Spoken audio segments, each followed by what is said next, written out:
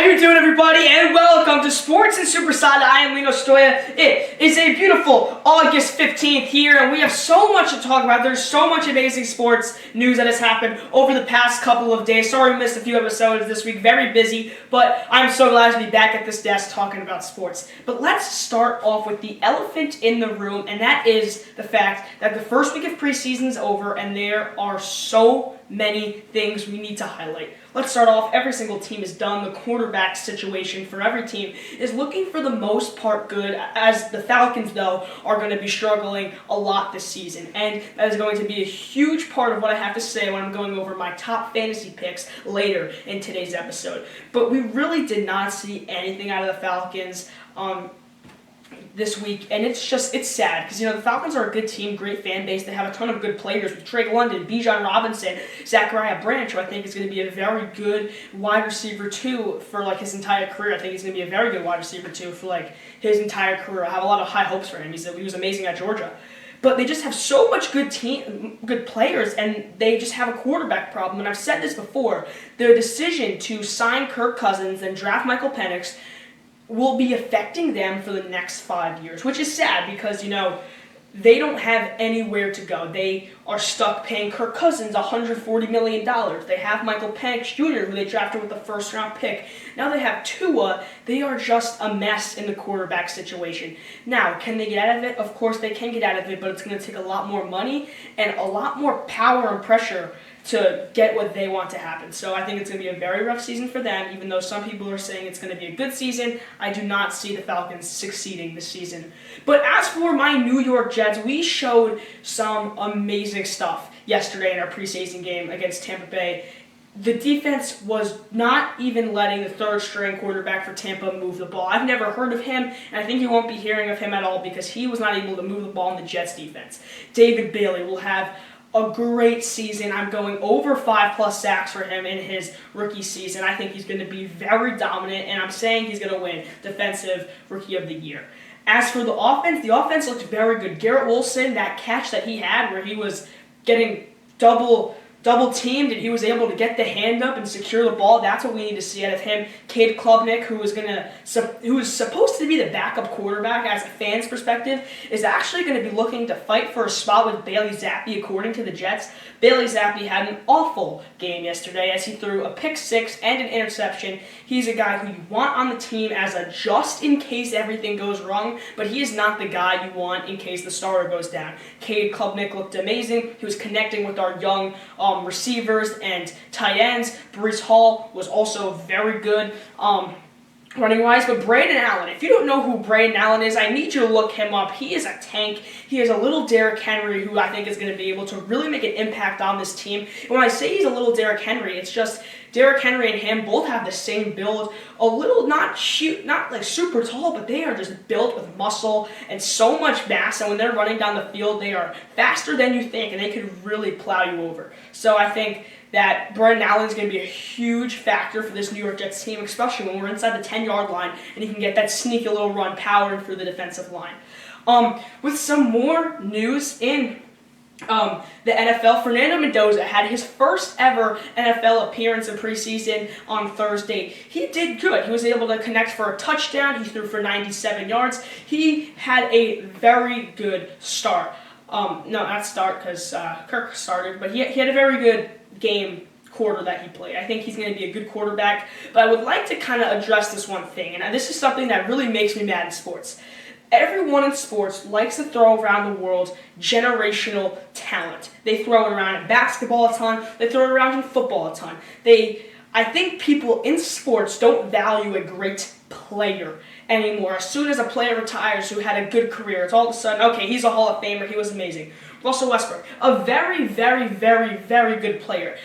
Do I think he's going to go in the Hall of Fame? Yes, and I actually do think he's going to be in the Hall of Fame. But it's players that are kind of like him who could definitely be on the verge of going into the Hall of Fame and not, where you just automatically put him in the Hall of Fame. And I just think the Hall of Fame is for players who changed the game. Players who, when you watched them, you said, we're never going to see a player like this again. Players like Allen Iverson, Bill Russell, Kobe Bryant, Michael Jordan, Shaquille O'Neal. these are guys who, you don't see a player like them come around very often or not at all. So that's what the Hall of Fame is reserved for, and I think people like to just throw a player who had a good to great career and just throw him in the Hall of Fame. That's what I think is wrong with sports, and that's why we don't value great talent. I think in every single draft, every other year, there's always a generational talent, I think Mendoza, he's a very good player. He's going to be a very good player, but he's not a generational talent. He's not going to be someone who will change the game and just be a player who everyone is going to say, wow, he is an amazing, unbelievable Hall of Fame player. I don't think that's what he's going to be. I think he's going to be a very good player, but he's not going to be someone who is automatically going to be a Hall of Fame player. And maybe he is, but I don't know. I just think that generational talent gets thrown around way too much in the great player. So that's what I see. Because, years ago you had, what was his name in the draft? Then Jane Daniels. People were calling Jane Daniels generational talent. Joe Burrow, generational talent. All these players, these quarterbacks who are at the top of the class, they're not all going to be a generational talent. Because generations aren't 2 years, okay? They are a long time. So I think we throw around that world too much, especially basketball. You go from Wemby to Cooper Flagg to AJ DeBansa. I think every single one of those drafts was like, yep, he's a generational talent. He's going to change the game. Wemby I could see because he is a generational talent, but Cooper Flagg and AJ DeBansa, I don't see. I think Cooper Flagg's going to be a very, very good player, but I do think I will hold very strong to this is the, oh my God, I'm forgetting his name. Who's the guy on Charlotte? Oh my God, I see his face.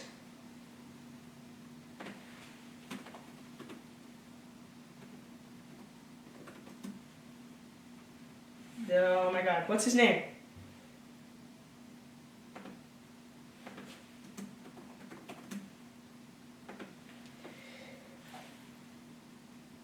Oh, Khan.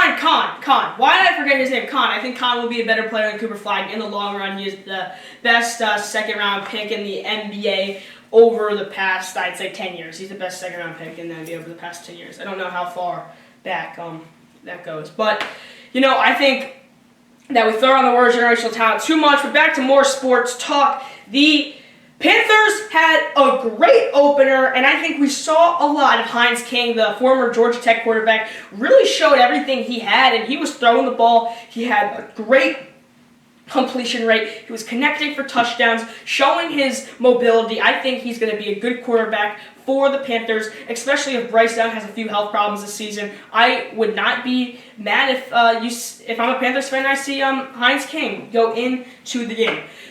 Now we're talking about some preseason drama. It is time to talk about the best fantasy picks for your fantasy draft. I would like to call myself a fantasy expert. I am in about 17 leagues right now. I've done a ton of drafts, so here are my top picks for you and what you should do when you're constructing your fantasy team.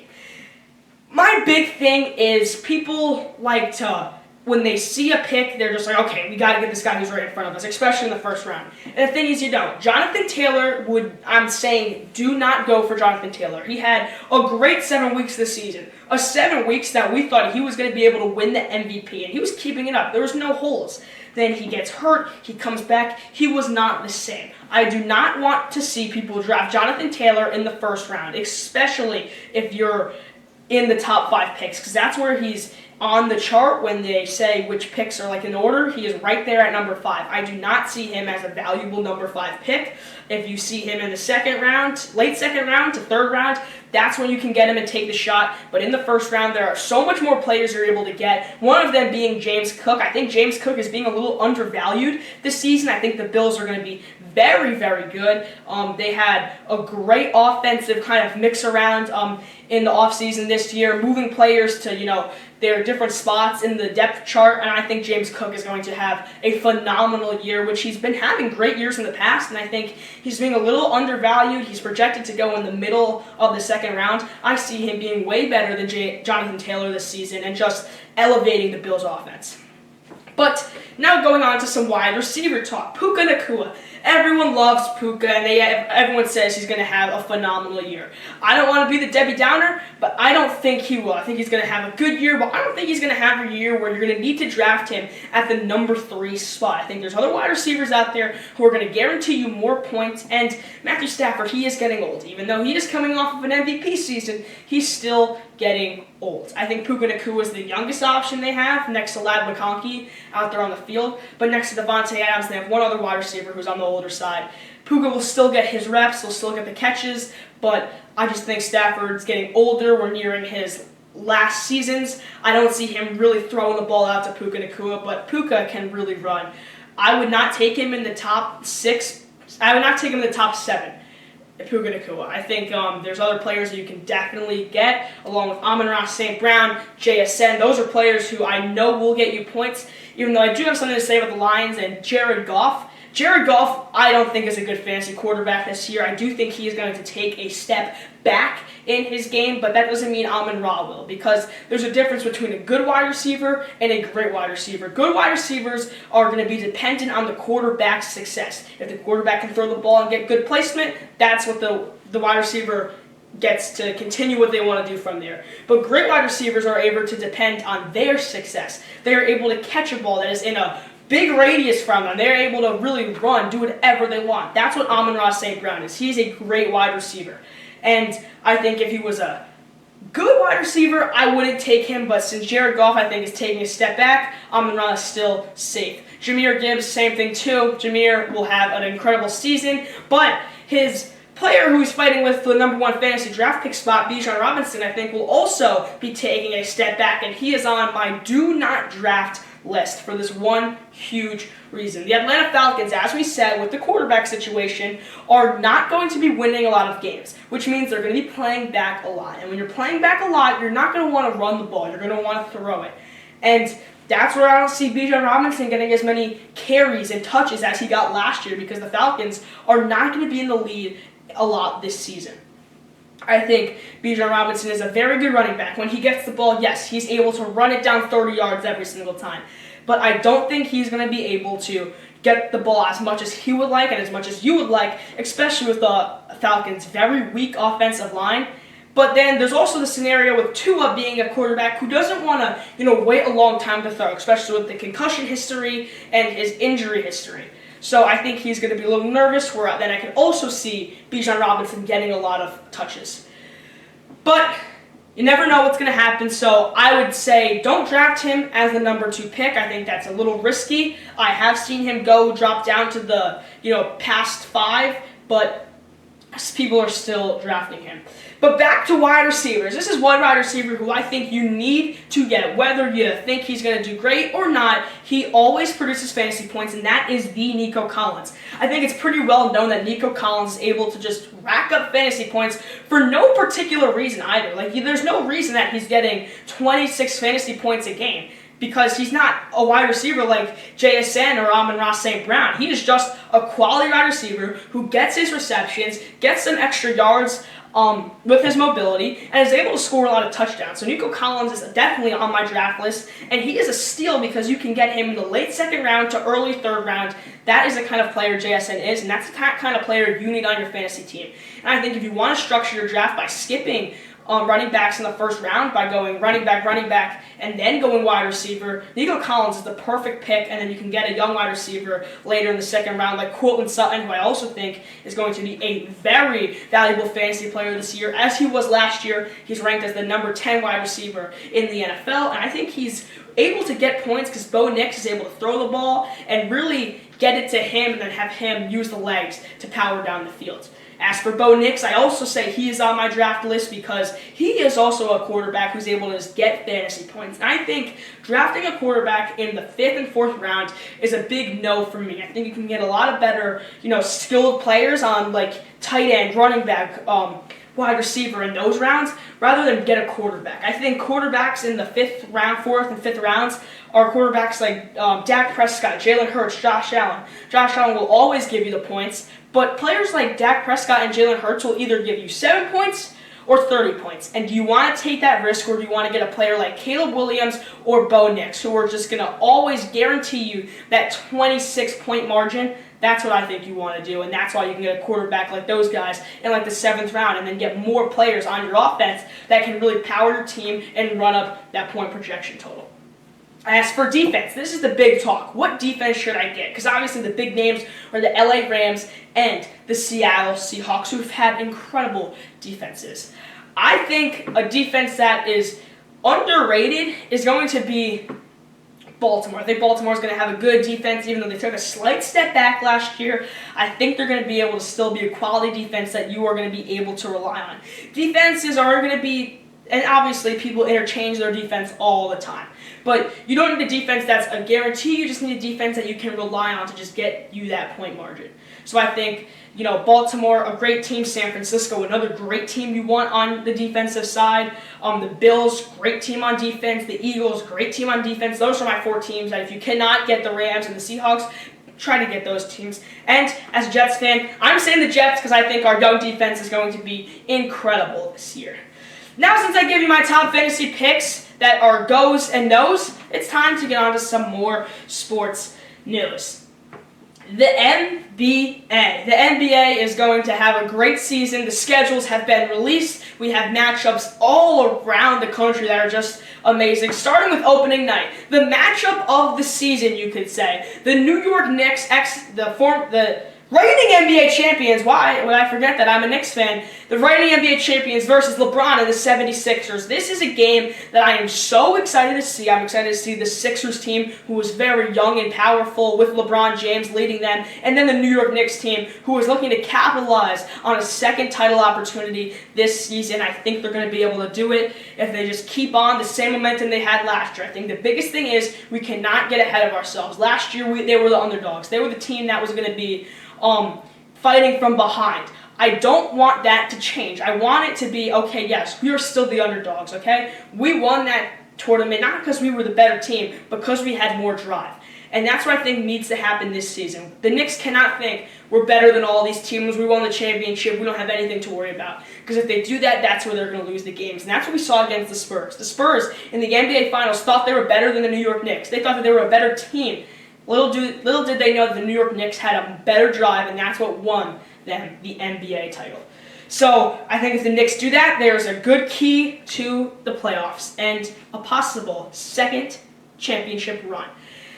The Sixers, I think they're a very powerful team. They're a very young team. I think the East is having a huge uprise in talent all across the league. Miami, they're going to be stronger. Do I think they're going to be a huge problem? No, but they're definitely going to be stronger. I think Boston is definitely going to be fully healthy this year and able to make some problems up in Boston. I think Indiana is going to be back to what they were last year. And yes, Tyrese Halliburton is the reason why Indiana succeeds. And I think as a small market team, he is their main attraction. He is the big roller coaster in the small amusement park.